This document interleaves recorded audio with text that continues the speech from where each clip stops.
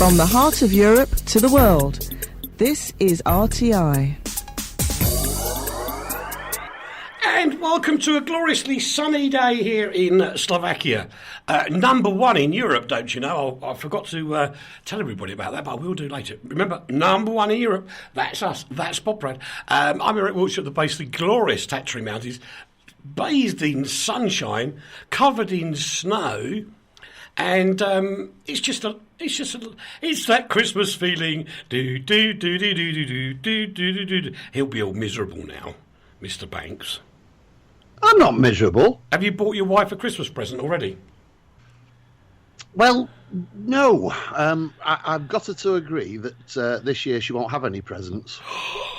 Oh. Well, no, because it's been a busy year. We've had a lot of money to spend, and we haven't got any left now. We've spent all my money. We've spent all my money. I think she's had her Christmas present in the fact that she spent all my money. So she doesn't do any work then? Yeah, she does a bit of cleaning, a bit of housework, that kind of thing. You know, sort Boys of and girls, if you hear this sound in a minute, that'll be where Andrea's popped upstairs and slapped him round the back of the head, which would be a good move, wouldn't it, Rachel? Yes, Uncle Leigh. Oh, that was a shocker, wasn't it? I actually bought a new dress and some new shoes and some new a whole new ensemble.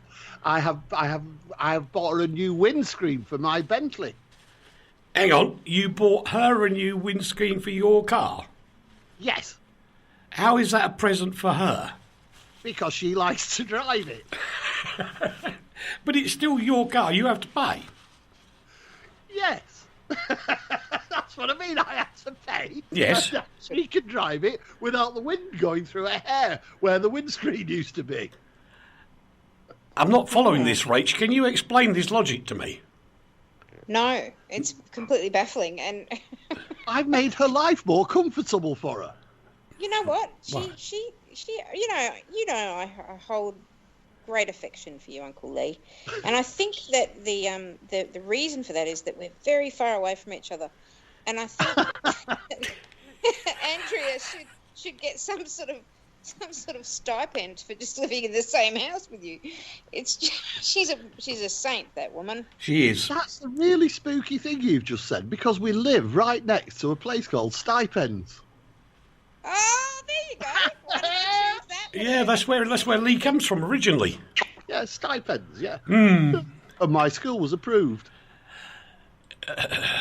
I very much doubt that at all. I've forgotten to put something on the list for Rachel and Leigh, which I will share with you now, because we've got to do it. There was a piece in The Guardian last weekend, and it was the top 10 destinations in Europe for a nice bit of travelling. And in at number one, in at number one, it was Poprad. Cool. Yeah. I know, amazing. Oh, well, I'm not amazed, really. That's what it should be. Well, it is the best. It is. It's a wonderful place.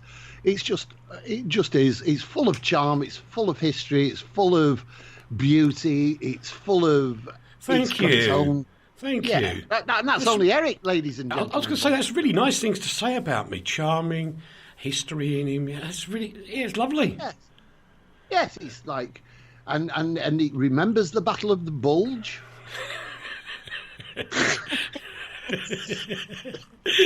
I knew it'd go downhill. Now, actually, if you look all over Facebook at the moment, because it is all over Facebook, there's a report on the Slovak TV about it, which you can kind of follow if you don't understand it, Slovak, because it kind of works. And I think it's kind of funny how they go, we beat Baden-Baden.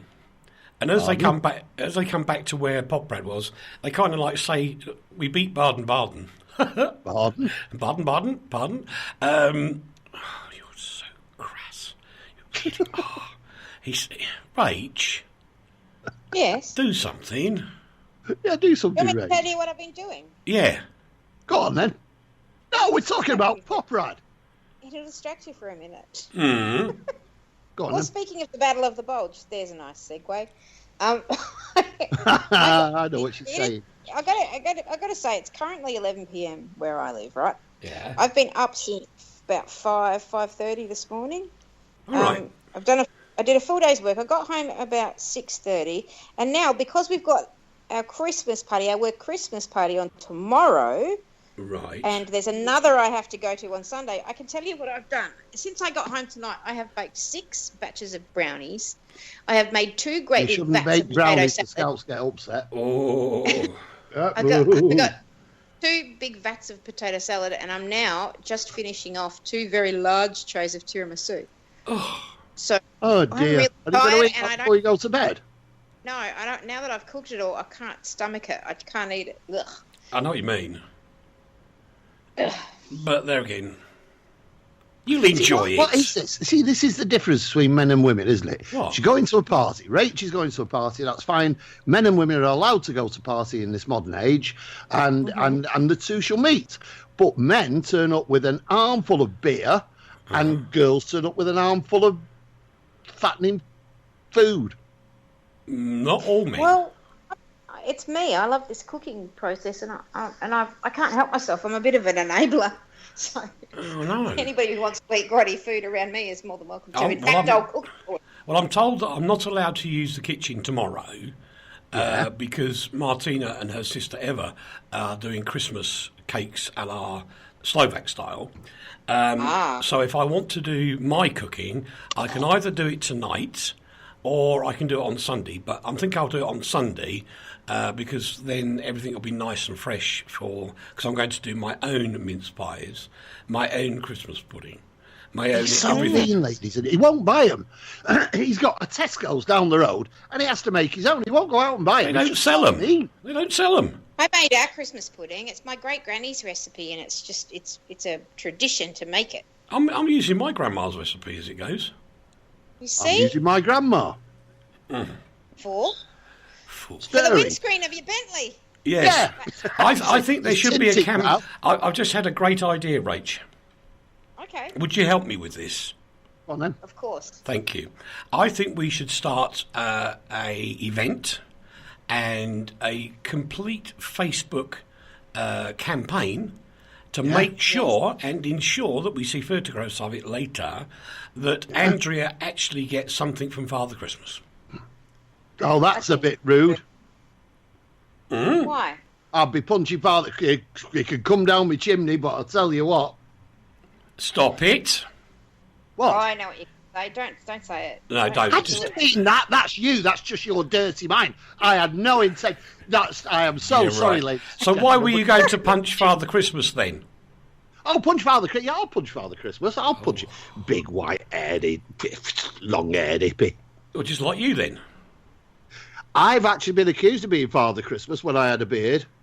Yeah, I just. I have. actually, Yeah, I tell think you, about kids. this, 'cause I've never seen you in the same place at the same time, Uncle Lee. It's not a pretty Never in the sight. same place at the same time. No, but you can't punch a child. You must not punch children. No. Not at Christmas. Well, anyway, let's move on. Let's do some news. 'Cause that's what we're supposed to be here for. Yeah. BBC weather forecaster Ian McCaskill, who actually was mentioned in a pop song donkeys years ago. He was. Yeah, with I forgot his name. John John. the Weatherman. The song was called The Weatherman. Who did that then? Our original. John. I can't remember now. I used to play it. Somebody write in and tell us who it was. John Ketley. John Ketley, he was a weatherman. Yeah, so was Michael Fish. That was how the song went. Well, who did the song? Who sang the song? I can't remember. It was a punk band, I think. John Ketley. I remember the song. Anyway, he's dead, isn't he? John Ketley is a weatherman, and so is Michael Fish. That's how the song went. Anyway, Ian McCaskill died at the grand old age of 78. He was, do you know, he was one of those weathermen that didn't necessarily fit this new slimline profile that everybody has to have, but he was just so funny, dry wit, and he actually was so famous he got his own spitting image puppet. He did. Wow. He did. He did. He was a nice old bloke. He was one of those blokes. It was a pleasure to see him on telly. He had an air of almost. He looked like he was quite amateurish, but actually he was a very, very polished performer. He was. And he was a charming, charming man, and now he's dead. That's all right. You can tell the weather up there. 3 times Derby winning jockey Walter Swinburne. I couldn't believe this when I saw it. Died at the age of 55, which is really sad, isn't it? It is. It's really sad because he suffered from epilepsy, which is, is not really an unusual thing. But it appears that the epilepsy is what actually killed him. That scares me because my little sister's got epilepsy. She's had it for years. Well, yeah, I know. I know a few people who suffer with it, and it is scary, isn't it? Because it's not something you expect to be life-threatening. No. Well, I mean, when they go into convulsions, yes, I can understand that. But, you put them into the recovery position and they will recover. But you don't see it as a life-threatening illness, do you? No. Oh, hang on. I just thought of something. I've got to tell Rach. Oh, what? You were chastised in the middle of the week. By who? By Edward. Who? Edward, who listens to the programme. I bumped into him in a wine bar, and he said, "Tell that Rach, I think she got it wrong last week." Oh, heck. I said, Edward, I dare not do that. I dare not tell her that. About what, though? Something to do with who was the first man in space. You've just told her.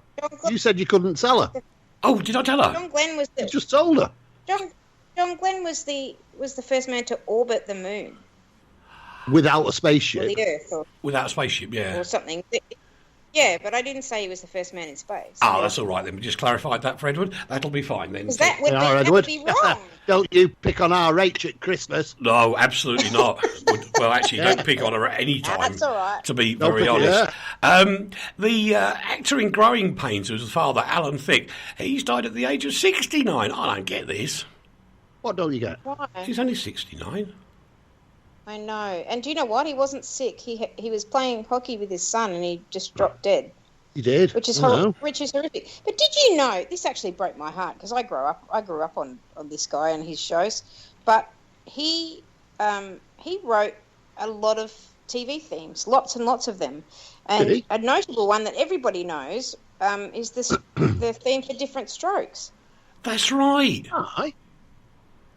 He How did. did He that wrote go that, then? and he wrote the. Well, the world don't move to the beat of just one drum. You ever been a singer? Don't give up the day job. Anyway, he also wrote the theme for Wheel of Fortune, and there was just lots and lots and lots, and it's very sad. I'm horribly sad that he passed away, and just so suddenly out of nowhere. Nobody's mentioned he's the father of singer Robin Thicke. That's What do you true. think they changed the last name? Hey? Oh, because Well, they're why would proud you of want to it. be called Thick all your life? don't If somebody calls me Thick, it's like Father Christmas. You punch him. No. Yes. No, because if the truth They're fits... Canadian. They're Canadian. They may not get. Are you saying I'm thick? I didn't say that, did I? I'd have just changed my name. I know Like what you could if I'd changed it to Thicker. Yes. I'm Yeah, thicker than him. That wouldn't work, would it? No, it wouldn't. No. No, Thick. it wouldn't work at all. Kind of good news and kind of bad news all in one go. As we've seen more pictures from Aleppo this week, as some of the I'm surprised to see some of the insurgents were getting out, as well as the normal civilians. We've actually had a real update on this, Eric. Go on, then you go for it. It's just that the whole thing's fallen apart now. The rebels have apparently have actually shot at coaches with the refugees leaving. Russia's called. They shot at ambulances yesterday.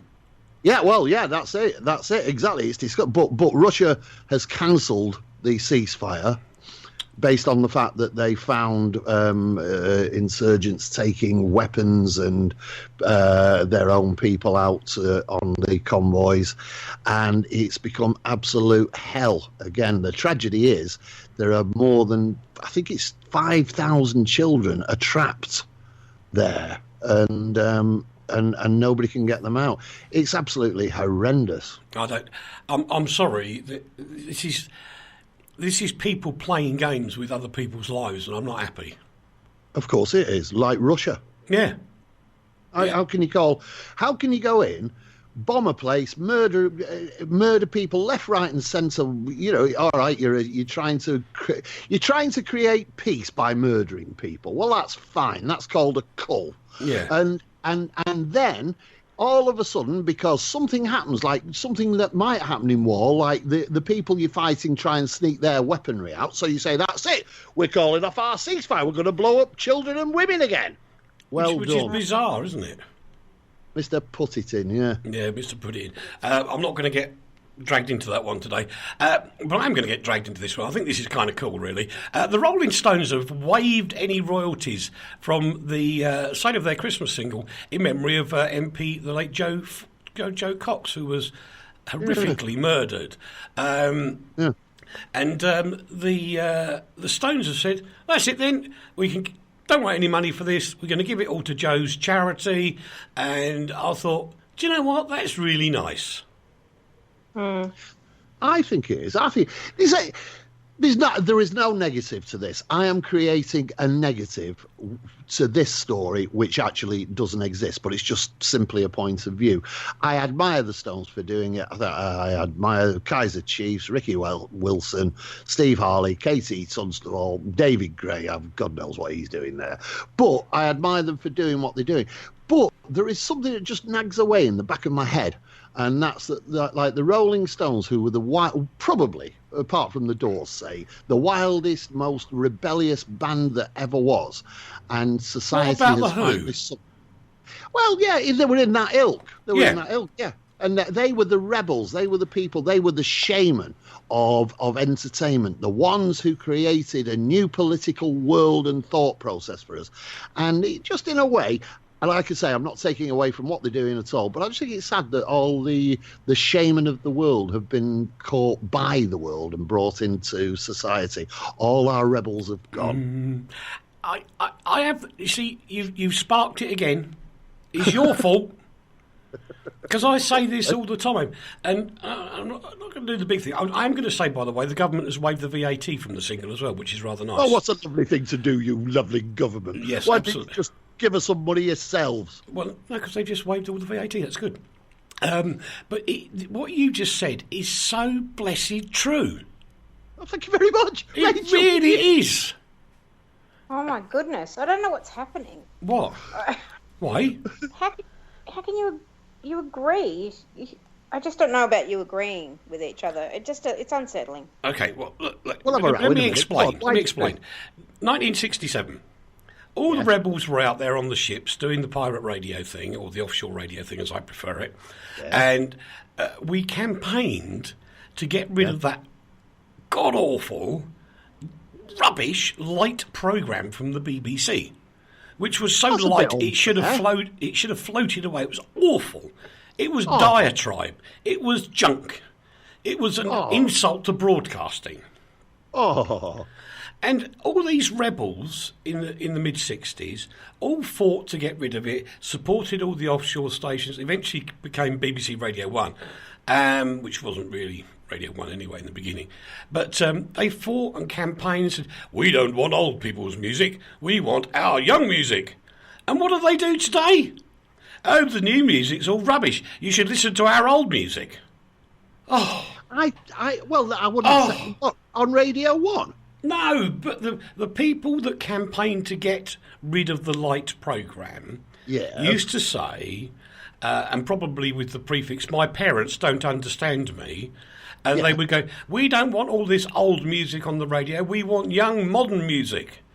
And today they're going, all this new modern music's a load of old rubbish, let's play our old music. Exactly the same as their parents. But that old music, they're playing it for different reasons. No, they're not. They're playing it for they're not. They're playing it for different reasons. They're playing it because it's good music. That was just a thought process. Yeah, you went through that one a bit, didn't you? But they do. They really do it. Now you know how it feels to be inside my head, because as a bipolar person, that's exactly what it's like. I know, well, yes, I know. I do it all the time. I can have immaculate conversations with myself that all last hours. I have very intelligent ones with me. I've now and again had an intelligent one with you. No, with me, I have intelligent ones with me. Don't you, Rach? You have intelligent conversations with yourself? Of course you do. Oh gosh, they're the only ones I do have. Yeah, exactly. I love this next story. Are you ready for this, boys and girls? Oh, can I just interrupt for a second? We need to say this. This is really important. Uh-oh. What you've been saying about the pirate ships is really interesting and very important. And if you go to the Consumer Watch Foundation, not yet, in about 2 hours, there is a review of a new book called MV, you'll tell me, MV Communicator. The 11 stations of the MV Communicator. That's it. See, he knows what it's about. I've written the story so you can tell it's going to be absolutely factually correct. I don't even know what it's called. But it's a really interesting book, and there's a review of it, and it's just really interesting. All about thugs and gangsters and bent government ministers. Really, just sort of chuck that in. Consumer Watch Foundation, allow it, ladies and gentlemen, boys and girls. You'd never know he was the editor, would you? You'd never know, would you? I love this story. I do. I really do love this story because there's so many people. And what happens is they see websites and they go, I know what we'll do. We'll put live video all over the website. Yeah. Yes. Have you ever tried watching live video on a website on a mobile phone when the signal's rubbish? It don't work. Yeah. So why on earth these designers continue to go down that road is beyond my belief. I feel sorry for their clients, actually, because they're just taking the mickey. Which story is he on, Rach? What's he talking about? I just don't know. Neither of us know what you're talking about, which means the ladies and the gentlemen know. Right. Shall I explain it in layman's terms? Quickly. Well, If you're out and about in your car or wherever, and you're using your mobile, in the UK, 85% of internet access is done by mobile phone. is this to do with Albania and Peru? Yep. And therefore, the problem is that in the UK, the access to the internet is not very good via your mobile phone in many, many, many, many areas. And where these idiots build websites where the video comes on at the beginning, proper video, the people with mobile phones can't see it. It just freezes the phone up. It locks it up. Well, it's daft. That's not what this is about, really, is it? No. Yes, because don't say mobile phone coverage. You're right. I've misread that story completely. I'm so sorry. Very marginal story. What? This one? Yeah. No, it's not. It is. I thought it was to do with the whole of the world of the internet. It's only to do with your mobiles, and mobile phones don't work anyway. So what's the problem? My point, you see, so the internet doesn't work. You just answered my point. Rach, do you use your mobile phone for the internet? Yeah, I do. A lot? Does it work? I don't use it to talk to people on the phone. I don't like talking to people on the phone. I only use it for the internet. Yeah. That's because you talk to yourself in your head. No. That's right. And I'm too busy to talk to people. Right, and I use my mobile phone every day for the internet, without fail. I use mine for the internet, but it's rubbish. No, mine's perfect. That's because you show off. Everything you've got's perfect. No, it's because Albania and Peru have better mobile phone coverage than the UK. The UK is ranked 54th in the world for 4G coverage. I know, that's terrible. Is there only 100 countries in the world then? That's a load of rubbish. Yeah, and we must be 100. Australia must be 100, for goodness sake. Yeah, yours is terrible, isn't it? Really awful. You want to know what awful is? Come to Australia and try and use your phone. Ugh. Ugh. Really? And ugh. it's full of Australians. So, ugh. Well, I'll tell you what. Seriously, I can drive through the Tatras Mountains. We have these big valleys through mountains. Yeah. And I can drive through there and still have a lovely mobile signal. You're just a very lucky boy. Most people can't get it. The problem is, I've said this before, and I will say it until my dying day. I think the biggest crime ever perpetrated on mandom and womandom in the world is mobile phones. They have stripped away our right to make a phone call unimpeded, without any problems at all, and left us with a little bit of plastic that gives you cancer of the brain, explodes in your pocket, and you can't use for anything other than taking photographs and stuff like that. That is the end of communication telephonically. Right. Which year do you live in? Which what? Which year do you live in? I thought you said, which ear do I live in? I was going to say, not yours. No, actually, boys and girls, my poorly ear is working a bit. I can hear Leigh in it, which is not very good. That's because I live in it. Yeah. Oh, dear Lord. But no, the point is that people keep wittering on about this stuff, and they will...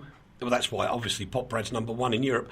I'll get that one in. But the fact is here... You can drive all over the country and you can have a reasonable signal, not everywhere because the topography doesn't help, but for the vast majority of time you can get a signal and you can listen to RTI in your car because of your mobile connection. It works. While reading Consumer Watch Foundation. No, because then you'll crash your car. Not if you're in a car that drives itself. I don't want one of them. I know, it's pointless, isn't it? No, the idea is right, but the technology's not right yet. Do you know it was invented by a blind man? Was it? The technology was invented by a blind man who was really miffed because he couldn't drive. Well, actually, I think by inventing this technology, Mr. Whoever you are, whose name escapes me, all you've done is actually just perpetuate sitting there in the car as a passenger, like you would have done if you hadn't invented it. And the problem is, your technology is now going around killing everybody. Right. Yeah. Okay. Yeah? No. What? No. I mean, I vividly remember this wonderful man who was, I think he was a Navy... What's the equivalent of an SAS in the Navy? SEAL, thank you. He was a Navy SEAL in the 50s. It's quite a long way back when I met him. And unfortunately, in the late 50s, he contracted polio and he ended up in an iron lung. And back in his day, they were enormous great things. And with some clever technology, he actually managed to get into a wheelchair in the latter years of his life. But he actually owned his own software company. Right. And he actually built software for people by blowing and sucking into a tube, which enabled him to talk in Morse code, which converted into normal code, so he could write programs for people. Is this the technology that that famous man who name escapes me as well? Stephen Hawking. Yeah, is that the same technology as he used? Similar to what Stephen Hawking uses, yes. That's good. But Stephen Hawking is much more sophisticated than... But this isn't the equivalent to inventing a driverless car. That actually, see, if you let your car go out for a drive by itself, you would be arrested. And that's the technology. We can't even make phones work. We can't make the internet work. We can't make anything. We can't make televisions work anymore. Anything we have is a new invention and it doesn't work. So what we're doing is inventing a driverless car so everybody can go and get killed by it. At which point we'll take a commercial break, boys and girls. From the heart of Europe to the world, this is RTI. This is an appeal that I simply wish I didn't have to make. In this day and age, how is it possible that 1,400 children will die today from dirty water? The children like Elodie have to drink dirty water from rivers and swamps, risking their lives. Right now, you can help save a child's life. Text the word water to 70080 to give WaterAid £3. WaterAid has the expertise to install pipes, pumps and taps that will bring clean water to children at risk. They just need your support. In the next minute, dirty water will kill another child like Elodie. So please, don't wait to save a child's life. Text WATER to 70080 now to give WaterAid £3. Thank you. If your dream holiday is 2 hours from the UK, perfect for children and teenagers, young couples and the older visitor, ideal for the physically active and for those who just want to unwind, Aqua City is the destination for you. Described by the Travel Channel as the place that will soon be on everybody's lips, be ahead of the crowd and the envy of your friends, but still enjoy a home from home. Come to Aqua City Poprad, the world's leading green resort. From the heart of Europe to the world. Number 1. RTI. Thank you. It's part 2 of Postcard from Poprad with myself and Leigh and Rachel, who is kind of struggling a bit this week because Mr. Banks and Mr. Wiltshire are being nice to each other. I know, and she's tired, the little love. And I don't understand what's happening. The world has gone bossy, hasn't it? It's gone completely barking mad. Rach is not going to like this one at all. Apple's actually removing the time remaining status on its 2016 MacBook Pros because there's complaints about the battery life, Rach. Yeah. Well, you know what? I don't know about this. First of all, I know what. I think of all the stories we could have put in this week, and you had to put this one in because you hate them. But that's okay. I'm here to defend. I actually think that possibly this might be a kind of a non-story, as previously discussed. It's just I've got friends with MacBooks, and they swear by them, including the battery. I was having a conversation about the battery life. Modern technology for you, Rach. It makes you swear. Yeah, that's true. It does. And I've all my friends. Well, I was having a conversation with a friend of mine who has always used Mac products, and she said, I said to her, "How's the battery?" Because that was my biggest question. How's the battery? And she said, "The battery lasts for 12 hours. It's wonderful. I love it." Yeah. And everybody else I've talked to has said the exact same thing. So I don't know what's going on. Whether it's the like you can with the phone with the operating system, it can slow. It can drain your battery. I don't know. And the reason I chose this story, Rach, was not for the start point of this, but to just share something because Christmas is coming and everybody's going to sort of be running around and then they'll forget to charge their phone up. And there's actually a very simple way, and Leigh can do it with his and you can do it with yours, and especially with Android phones as well. The problem is so many apps run in the background all the time. Mm-hmm. Yeah. And whilst they're doing that, they're eating the battery away. And this is what's happening with Apple, I'm sure. I just defended them, kind of. You did? I did. You just hit the home button twice, and then all the little things that are open will be there in a container, and you just flick them closed. Yeah. What's the home button? Oh, that's on my Apple phone. You guys might work differently on different phones. Yeah, it does. It does on his. You have just if you've got a MacBook, don't have 4,000 browsers open, fool. Exactly. No. But especially being as it's holiday time, do be a bit sensible. You want to take pictures of the family. You want to do all these lovely things at Christmas and get your memories.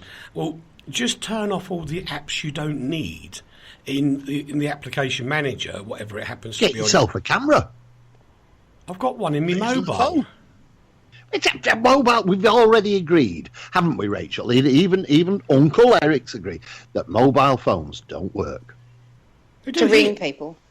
To ring people. Well, have a phone with a wire attached to the wall, and you can ring your family, and you have a camera, and you can take photographs at the same time. Really? Well, that's true, but what if... Now, there's an innovation. The what if I want to Google, the history of the maraschino cherry while I'm at Christmas dinner? Absolutely. Because you go on the internet, on your computer. On the Apple phone, on my phone, and one of the features that I love about it the most is that it can go to a low battery mode, so I can switch it down to least amount of power, and it only allows me to do a certain amount of things. Yeah, that's all I'm suggesting. There you go. Doesn't matter.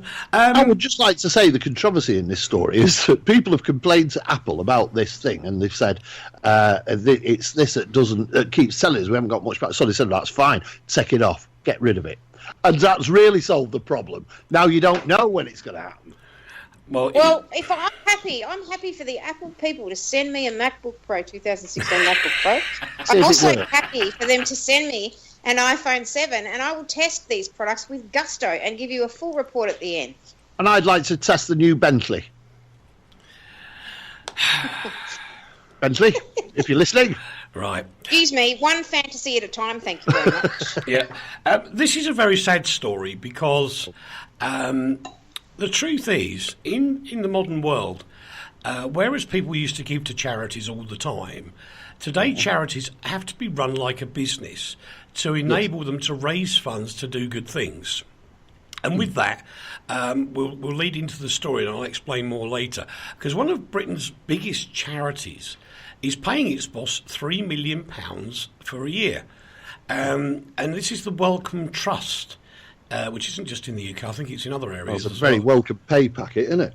Well, the thing is that if you're going to raise huge amounts of money, which was over £1 billion, I think it was last year, to enable that to happen, you've got to have the expertise of somebody who can probably command £3 million and more from a big multinational company.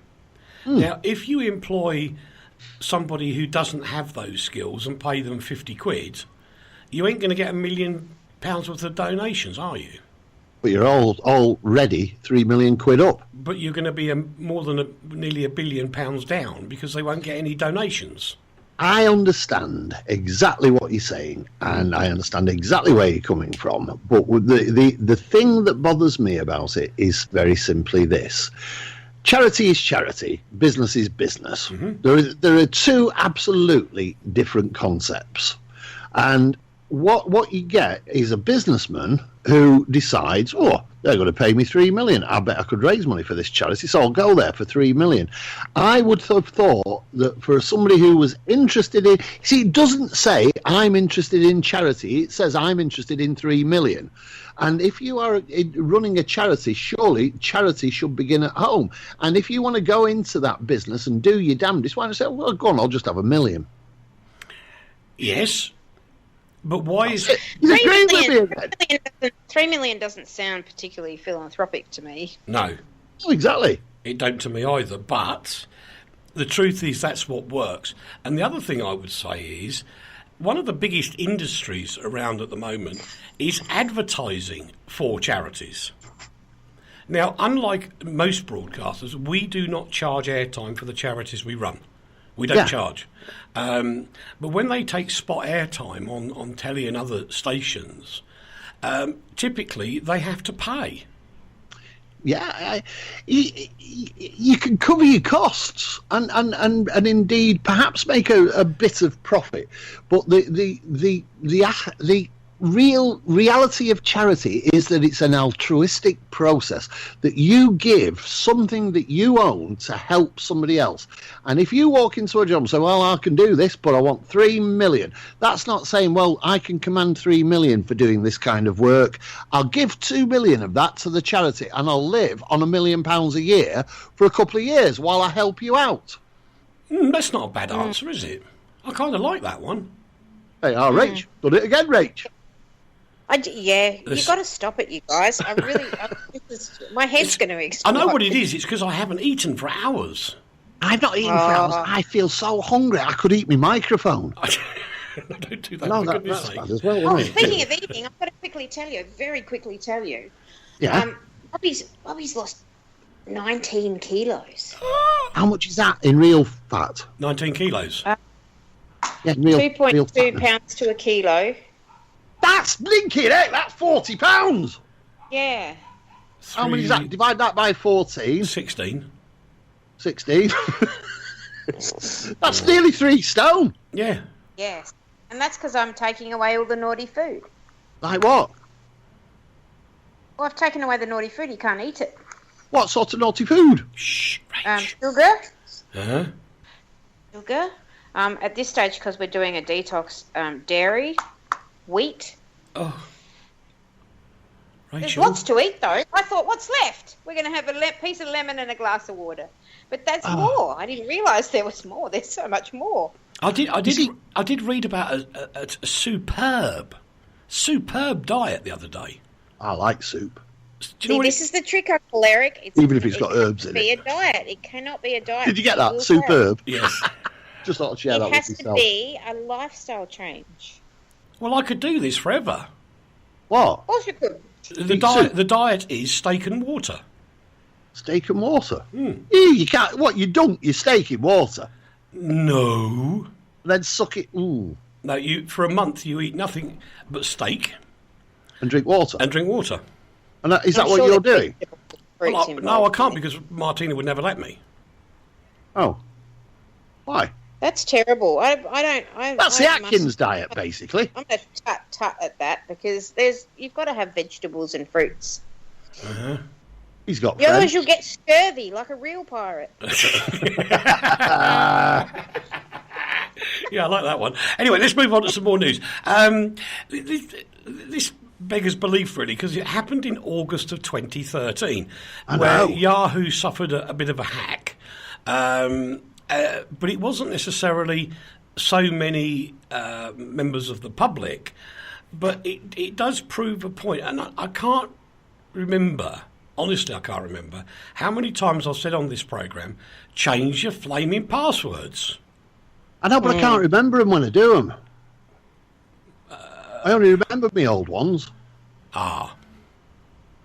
You see, there's a little problem. Modern technology down the pond. Write it down on a little piece of paper and keep it in a very secret place.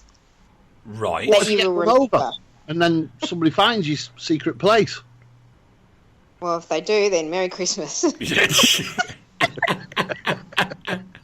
Oh dear! But apparently, the kind of good news, I suppose, in some ways, is it wasn't all private emails that were hacked. It was a lot of government emails, which that's even worse. No, what are they doing on Yahoo? That I don't understand.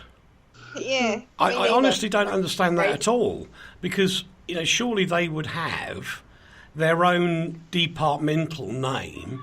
And their email would be at that address, which like it is in Australia. I don't know what you guys have, but we have .gov.au. Yes, yeah, we have similar, yeah. Or we have .gov.uk,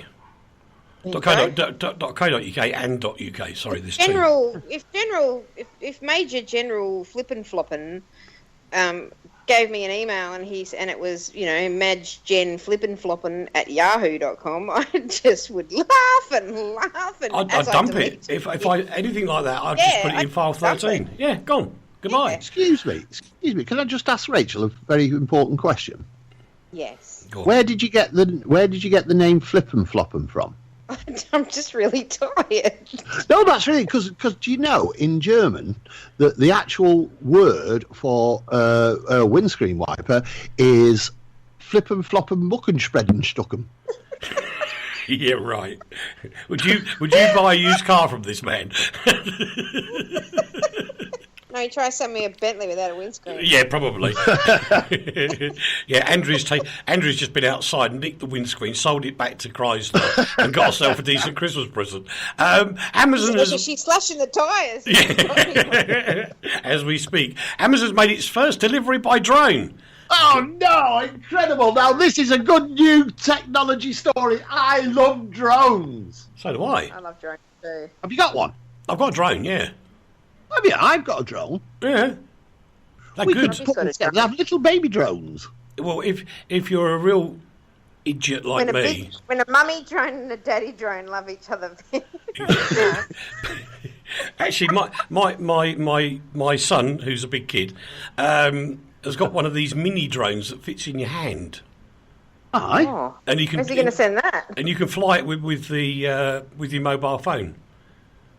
Where's he going to send that? Again, you can do that with a bike. You can even fly a drone, but you can't make a phone call. There you go. You see, you prove the point. But the good thing with drones is you can, if they're strong enough, you can actually cable tie a little wireless camera to the bottom of them and peek at people. Which you shouldn't do, really. I'm going to order a 3-piece suite off Amazon and see if they can deliver that by drone. I think you might need that thing called Big Bottom or whatever it's called. Big bottomer. They do have those. They have those. They're called helicopters. This is true. Yeah, that is a big drone, isn't it? But actually, really? I think this is a bit of a big PR story because apparently the order was placed and 13 minutes later it was delivered because of the drone. It was because they lived in the same town in Cambridge where Amazon has its drone factory. Yeah, but it was a PR stunt then, wasn't it? It's brilliant. I love it. I just love to see all these drones flying about and delivering. Yeah, here's some alcohol for Lee, some sandwiches for Andrea, and then it'll bring a 3-piece, and everything will just come on a drone, and you just hear that zzz in the background all the time. I love drones. Are you okay? Yeah, why? What's up? Have you taken something funny today? Not yet, no. Yeah, as I can hear it. Every time he talks, there's a little buzzing noise. That's not a story. With a multi-million euro overpriced project, at long last, Galileo has launched. It's 18 satellites so far. And the joy is, it means that GPS might actually work over Europe properly.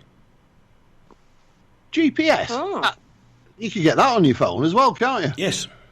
Wouldn't it be just was a phone that you made phone calls on and you had a map? Yeah, I remember. Yes. Actually, you know, when I swapped my car in June, I actually cleared the old one out and I found a map book in the back of the car. Very good maps, you know. They're worth money now on eBay. No. Yeah, you can sell a map. I had some RAC, I think they were. Yeah, they were definitely RAC maps. I had a box full of them. I don't know where I got them from, but it was a proper big box for them. And I thought, well, what could I do? I could burn these. Then I thought, no, I'll just check. So I had a word with an auctioneer friend of mine, and he says they're worth about £5 each. And as I had about 50, it was lovely. Actually, you got me thinking now. It was an AA map book. AA maps are just as good. I binned it. Uh-oh. What, your AA map? Yeah, chucked it away. Yeah, see, it only has 12 steps, though, doesn't it? That's true. Rupert Murdoch's 21st Century Fox has reached an agreement to take over broadcaster Sky, or B Sky B, for £11.7 billion. Which is a bit weird, really, when you think about it. Why is that, dear? Well, in the early days, it was called Sky. Yep. And it was owned by Mr. Murdoch. Yes. It was all his. Yes. Then it wasn't working very well. Then he was into about £70 million debt at the time, I think. And they merged with British Satellite Broadcasting, BSB. which was the one that the BBC over-engineered, screwed up completely, and made those nice little square aerials, which are now bird bath table thingies in gardens. Because it was totally over-engineered and nobody really cared about it. So it became B Sky B, so he lost a load of his equity. And then he carried on a bit more and a bit more. Then there was loads of investors in, yada, yada, yada, yada, yada. And now he's having to pay £11.7 billion to get his own company back. Well, yeah, but it's now far more profitable than it was when he sold it. So actually what he's done, he's having to pay a premium to get it back, but he's let somebody else build it up. He has the technology and the staff and the chutzpah and the knowledge of how to now perpetuate that company and become the world's biggest media baron. No longer do we have press barons, we have media barons, and he will become the world's biggest media baron. I can imagine everybody sitting at home right now, as they do everywhere in the world, going, wah, wah, wah, wah, wah. And I have to say, if you actually analyse the cost of Sky in the UK compared to other countries, it's actually really good value for money. It is, and its whole sort of programming and ethos is actually really good. Very tabloid, but very intelligent. And it's a bit tabloid for me. I like tabloid, as you know, but yeah, I agree, and good on him. Good on him. He's had a lot of bad press recently, and a lot of people attack him unfairly for all sorts, from the way he looks to the women he chooses to his business ethics. He's an Aussie. Yeah. He's an Aussie. What do you expect? No, he's not. What is he then? He's American. He can stay there. He's just, no, but he's See there again, Rachel. Why don't you like him? What is it you don't like about him? He's just a revolting person. He says really offensive things. He was going on. It must have been a couple of years ago that this particular instance stuck out to me. He was banging on about the number of coloured-skinned people in a film, Yeah. and I thought, but it's about Egypt, man. Mm-hmm. Like, what do you want us to do exactly? What are you whinging These people about? are not white people, Yeah. and he was banging on about it, and I thought, you know what, you're a moron. And he's also just revolting. We don't like him. We don't claim him. But he's an Aussie by birthright, isn't he? Yeah, of course he is. By birth he is, but he hasn't lived here for years. He's got this stupid half American, half Australian accent that's really obnoxious. Olivia Newton-John doesn't have one of those, and she's lived over there for ages. Oh, right. You're quite right. And that Russell Crowe. Russell Crowe's not an Australian. He was born in New Zealand. Was he? I put him in his place, didn't he? Oh, You can fact check that one, Edward. He's definitely a Kiwi. There you go. He See. says he acts like an Australian, but he's not. Ah, right.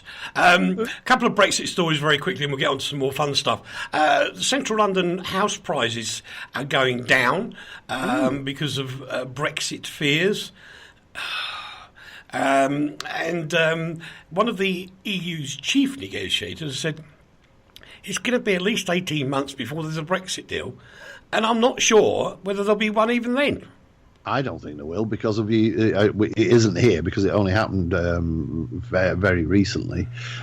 We've been told that the day we launch Article whatever it is, 50. Yeah, we will have to stump up £50 billion. Why? This is just daylight robbery. It's like somebody just walking up to you in the street, holding a gun against your head, and saying, "If you want to leave, give us all your money." Yeah, That's weird. It's disgusting. It's absolutely disgusting that Europe is now acting in this bully boy way, which just is threatening and intimidating, and is almost gangsterish. If you want to leave the Europe, you're going to have to give us 50 million. It's worse than the mafia. I was watching the report on television the other night, and do you know what? I don't normally feel sorry for politicians. But in this instant, I did feel sorry for Mrs. May. I really did, because she was the leather trousers. No, she was in that EU place where they all sit around that huge great table. Yeah, and every other person that was talking to each other had their backs to Theresa May, and she was literally outcast. I know, terrible. Absolutely outcast. She's been around long enough to understand the symbolism in that and not to be affected by it. But that's the simple fact, isn't it? That this is the way Europe is acting. And why do you think we want to leave? Do you know what? We'll throw you some consultants, and everything would be all right. Oh dear. This is a good one for Robbie, just to remind him. Svetlana Rosalina has died at the age of 24 because she fell into a vat of hot chocolate in a Russian sweet factory. And she's what a way to go, though. I was waiting for that. Don't laugh. You can't laugh at the poor girl. No, I can't, because guess what? I'm not eating dairy or sugar. But so here comes the nub of the story. Svetlana dropped her mobile phone into the vat of the sweet mix and reached in to try and get it back, but fell in. I'm not like that's terrible. That is absolutely awful. I feel so. Yeah, and mobile phones again. It melted faster than a galaxy. Yeah. Oh, very droll. That was very clever, Rach. I like that. That was very, very clever. Up a bit. Waking up. I found my second or 50th wind. I'm not sure. But anyway, oh no, she was all minced up. Oh dear, that's horrible. Oh. I think we'll move on. Apparently, this is a study that's been done And I didn't find this story. It was Leigh's story. So, girls, if it is that you don't agree with this, it's Leigh Banks, somewhere in the middle of England, with a big black car parked outside.com, is where you should send your emails. Man flu, apparently, according to Leigh, man flu does exist. Yes, it does. Of course it does. And Robbie will back me up on that. Will he? Will he? Yeah. Is he that brave? Well, no. Well, he's not scared of me. Yeah, right. He's not. But this is all about, you guys are more prone to dying from herpes than from anything else. Yeah. Yeah. It's because we are the sensitive ones.